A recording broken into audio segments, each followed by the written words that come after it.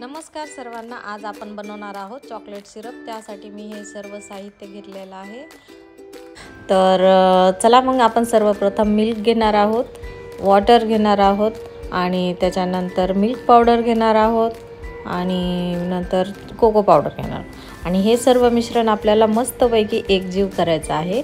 आणि एकजीव याच्यासाठी करायचं आहे कारण आपण जर डायरेक्ट कढईमध्ये जर हे सर्व इन्ग्रेडियंट्स टाकले तर अशा गाठी होऊ शकतात।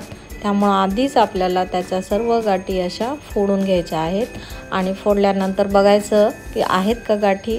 मग परत व्यवस्थित त्याला हलवत राहायचं आणि हलवल्यानंतर आपल्याला एक कढई घ्यायची आहे। त्या कढईमध्ये आपल्याला बटर टाकायचं, मस्तपैकी त्याला मेल्ट करायचं। मेल्ट झाल्यानंतर त्याच्यात शुगर टाकायची। शुगर जास्त गरम करत बसायचं नाही, नाहीतर पाक होईल। आपल्याला पाक नाही करायचा, आपल्याला थोडंसं मेल्ट करायचं आहे शुगर। त्यासाठी आपल्याला त्याच्यात थोडं पाणी टाकायचं आणि थोडंसं मेल्ट झालं की आपल्याला ते आपण जे मिश्रण केलेलं आहे ना ते टाकायचं। ते टाकल्यानंतर आपल्याला जास्त गॅसवर नाही गरम करायचं, कमी गॅसवरच हलवत राहायचं हळूहळू।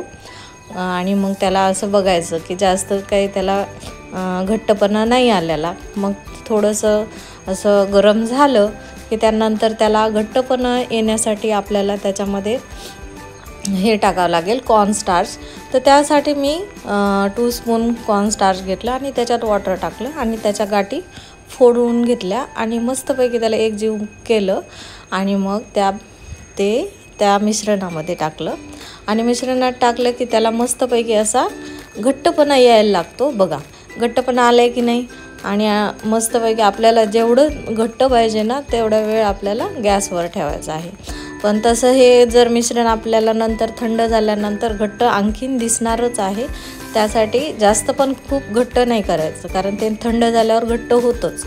तर बघा आपलं मिश्रण घट्ट झालेलं आहे आणि छान चॉकलेट सिरप दिसते की नाही।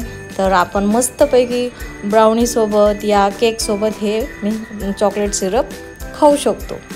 चला मग तुम्हाला जर हा व्हिडिओ आवडला असेल तर लाईक करा पटकनी। बाय।